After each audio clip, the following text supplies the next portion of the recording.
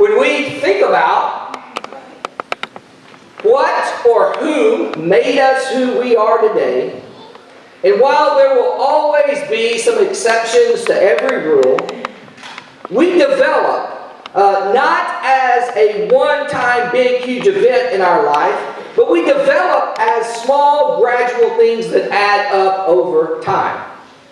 And most of us are the way we are because of little decisions that we made over time that shaped and molded us into who we are today. And our actions and our habits started years ago. And they were no big deal at the time, but they eventually determine our present reality. Some of us are here today, this morning, sitting in worship because years ago, someone, willingly or unwillingly, dragged you out of bed, got you dressed, and dragged you to a church service somewhere. And over time, the small stuff becomes big stuff. Who we are is defined by the small stuff. And this can be our greatest blessing, or it can be our greatest detriment. This is the cumulative effect. It's what we've been talking about last week. And we established that the cumulative effect is in biblical terms, is the law, the universal law of sowing and reaping. Or simply put, we harvest what we plant. And how many of us parents try to sow into our children what we wish we would have learned when we were their age? I mean, we have learned by our mistakes. And we want to sow our knowledge, our experience, our wisdom that we gained from our experience. We want to sow that into their life. Why?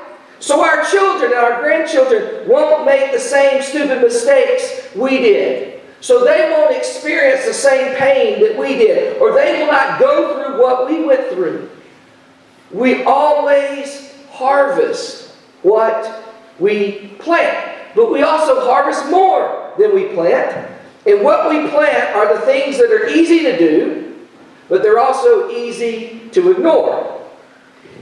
If we want to save money, it is so easy not to eat out as much, or to just order water instead of a drink. That's easy. It's also easy not to do and just order the drink. It is easy to wake up 15 minutes earlier and spend time in prayer and meditation with God. That is easy to do. I mean, that's not like carrying firewood or walking to school 10 miles uphill in the snow, both ways. It's easy to do. But it's also easy to hit the snooze button, isn't it? And there's so many things, little things, that we can do or we can plant that is so easy to do, but they're also so easy to just ignore. My favorite writer is C.S. Lewis, and he wrote this. He wrote, "Good and evil both increase and compound interest. That is why the little decisions you and I make every day are of such infinite importance. The smallest good act today is the capture of a strategic point from which a few months later you may go on to victories you never dreamed of." C.S. Lewis says, look, both in good and evil, they increase and compound interest. In the little things that we do, in the cumulative effect. So it comes to the question that we have this morning. This cumulative effect, this law of reaping and sowing, is it working for you or is it working against you?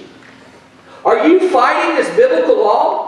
Or are you leveraging it and using it in a way to make your life better?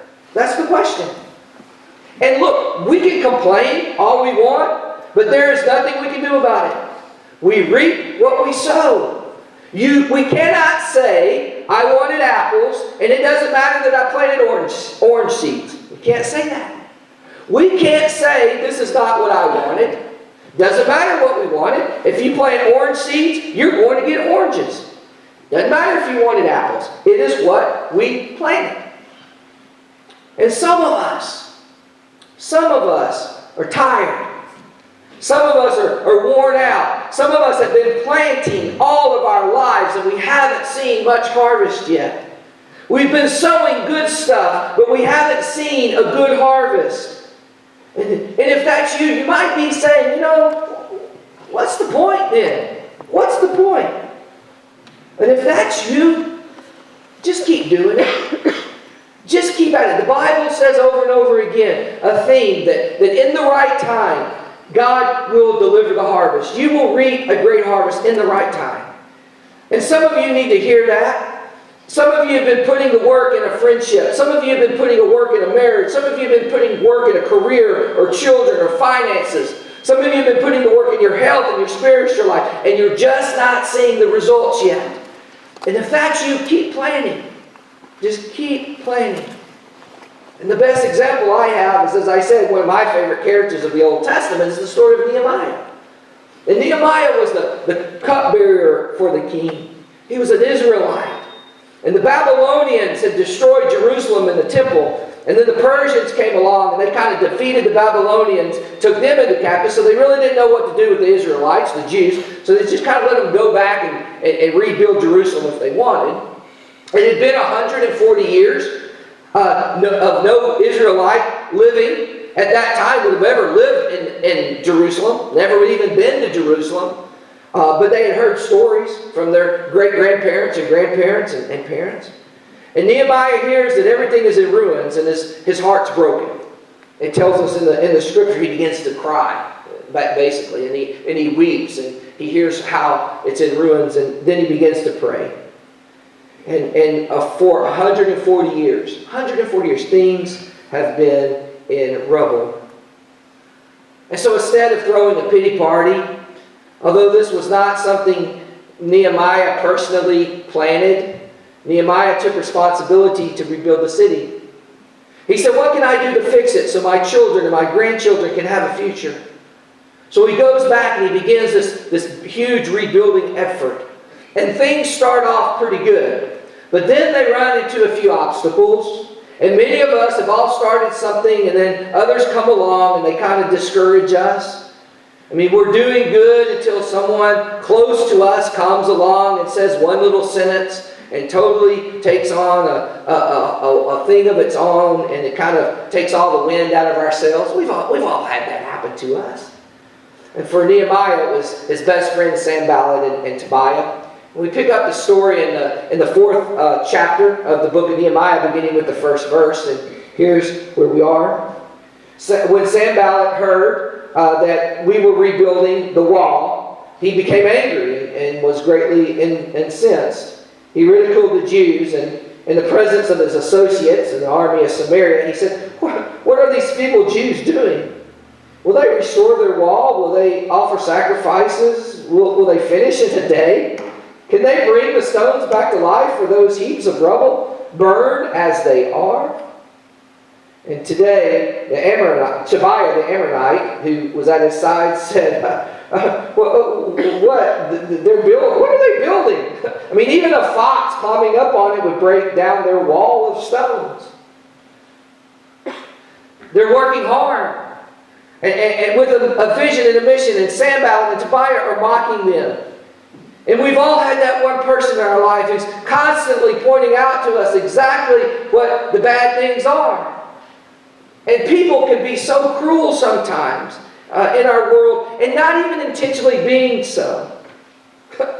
I mean, what? I mean, you're going to start now? I mean, do you know how long it's going to take you to lose all that weight? I mean, what makes you think you're going to quit smoking now? I mean, how many times have you tried before? So now you want to step up and be a parent. We've heard that.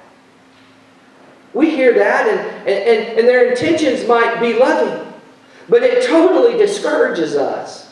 And the truth is, we need each other. The truth is, we need each other. We need to encourage each other. I heard it one time. This is not me, but I heard it. I don't know where I heard it, but I'll never forget it. It says, if you want to go fast, go alone. but if you want to go far, go together. And maybe that was Ricky Bobby, I don't know, but somebody said that, and it stuck with me. If you want to go fast, go alone, but if you want to go far, go together. And that's so true. And our faith community, our faith family is working on a vision and a plan for our future. We are Nehemiah. And for us to survive, we need everyone and then some. We need everyone to do a part. And there's a few of you who have been working hard. There's a few of you that's been planning and sowing nonstop for a very, very long time. And you're weary and you've been discouraged. But we all need to encourage each other. We need everyone to make an honest, strong commitment to do this together. In our vision, our plan is not my plan. It's not a committee's plan. It's not a board plan. It's our entire faith community working and planting and building and creating and encouraging each other along the way. We need every single person and then some. And then some. If you think our job is done, look around you. If there's an empty pew in front of you, we haven't even started yet. We must be intentional about inviting. We must be intentional about encouraging each other and welcoming others to join us in this journey together. Then in the middle of this, as Nehemiah was being mocked and ridiculed and made fun of, look what he does in verse 4. He begins to pray. He says, "Hear us, O God, for we are despised. Turn their insults back on their heads. Give them over as plunder in the land of captivity. Do not cover up their guilt or blot out their sins from your sight, for they have thrown insults in the face of the builders." He prays. And so we rebuilt the wall till all of it reached half its height. For the people worked with all their heart. They worked with their heart. Nehemiah gets to this crucial halfway point. And this is a bad spot for any of us because we see how far we've come and we know how hard we've worked, but we also look forward and we see how far we still have to go. Continues in verse 7. But when Sanballat and Tobiah, the Arabs, the Ammonites, and the people of Ashdod heard that the repairs of Jerusalem walls had gone ahead and with the gaps were being closed, they were very angry. They all plotted together to come and fight against Jerusalem and stir up trouble against it. But we prayed. We prayed to God and posted a guard day and night to meet this threat. Meanwhile, the people of Judea said, "The strength of the laborers is giving out. There is so much rubble that we cannot rebuild the wall." The builders begin to get discouraged. They're disappointed in their progress. They hear the insults. They feel that they should be farther along than they are. And here is where the cumulative effect becomes challenging. When we say, "I have been consistent over time, I tried, I put in the effort, and nothing came from my seeds," we say nothing can change. We begin to say, "Look, I'm too old, I'm too far gone. This hill is just too high. We're just going to have to live with what we got. We're just going to have to live with what we got. We've been in church for 160 years, so you know what? We just need to hold on. We need to cut back. We need to cut stuff. We need to grip tightly to what we do have. Because if we're going to change, shouldn't we have done it by now? Come on." So we grow weary. We grow weary. And many of us play this out in our health all the time. I do it all the time. I mean, I notice a little weight gain. I notice pants fit a little tighter. I notice things are starting to flap around a lot. I notice that when I walk up the stairs to my office, up the flight of stairs, when I get to the top, I'm wringing wet with sweat and I'm out of breath. I noticed that. And I said, you know what? I got to change. And here's what I do all the time. That's my family. I go big. I was like, okay, Monday morning, it may be Thursday, but Monday morning, I'm doing it. I'm doing it, dude. Thursday morning, I'm doing it. I'm going to run 6 miles a day, and I'm going to do that. And diet, talk about diet. Forget diet. I ain't going to eat anything. If it's good, I'm not going to eat nothing. I'm going to run, 10 miles a day every day. I'm not going to eat anything, and I'm doing it, dude.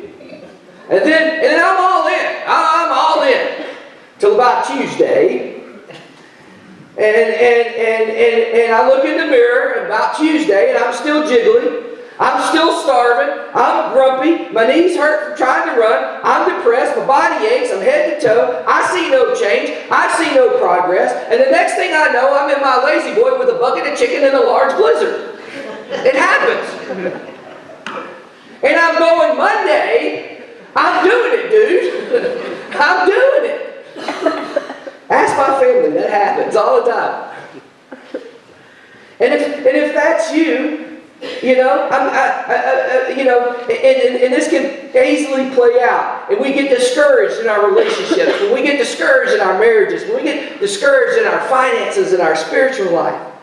Especially when we sow good seeds. You see, the right seeds, when we sow the right seeds and no one else notices how hard we're trying, when we don't see the results we think, we give up. Any of you there? Are any of you there? You're trying hard, but no one seems to notice. And if that's you, first, don't give up. Do not give up. Number 2, we have to cultivate our sowing, like Nehemiah, with prayer. Prayer. Prayer cultivates every good seed we sow. They stopped in the middle to pray. And we can't do this alone. So this prayer kind of invokes the Holy Spirit to give us power, to give us encouragement, to give us the strength that we need to keep on going. And if you jump ahead to Nehemiah 4:20, Nehemiah says, God will fight for us one brick at a time. God will fight for us one brick, one small thing, one seed at a time. And he reminds the people, look, at the end, God is fighting for us, not against us. God is fighting for us. And so the people kept at it. Brick by brick by brick. And if that is you, keep planting. Just keep planting. And I know it feels broken beyond repair now, but just keep planting. And it may feel like it won't make a difference, but keep planting and keep praying. And you will stumble and you will fall and get up and keep planting and keep praying. You will reap a harvest. And if you're wondering the rest of the story, if you don't know the rest of the story, 52 days it took the Israelites to complete the wall. 52 days. They had spent 140 years in rubble and in despair. And with God's help, they rebuilt the wall in 52 days. Cumulative effect. Is it working for you? Or is it working against you? Will you pray with me? Gracious and wonderful God, we come to you this morning just as we are. Some of us realize that we need to do more planting. We need to sow more seeds. We need to sow more seeds of encouragement. We need to get involved more. We need to start doing the little things that can begin to show after time big changes in our life. Some of us, dear God, have been planting. We've been planting for so many years. We've been planting good seeds in our spiritual life, in our career, in our relationships, in our marriages, in our children. And we just haven't seen a harvest yet. We just haven't seen a harvest. We get discouraged. Some of us been planning and beginning to see a change, and then someone comes along and discourages us. Sometimes that's their intention, and sometimes it's not, but it's the way we receive it. So help us, dear God. Help us that no matter what happens in our life, no matter what happens in our community, that we continue to plant. We plant the seeds of love. We plant the seeds of forgiveness. We plant the seeds of encouragement. We look around, dear God, in our faith family. We look around in our sanctuary this morning, we see emptiness. But we know that there are people outside our walls that need what we find in here. That need forgiveness, that need encouragement, that need love and support and strength. Help us, dear God, through the power of the Holy Spirit, when we leave here today, to plant our seeds into them. Allow us to encourage them. Remind us, dear God, when things get crazy, remind us of Nehemiah. Remind us that there will be people that come along that will discourage us and try to sidetrack us. There will be times when we fail and make mistakes. But remind us, dear God, that brick by brick, prayer by prayer, that you rebuild that wall. And that you too will do the same in our lives. It's in Christ's name we pray. Amen.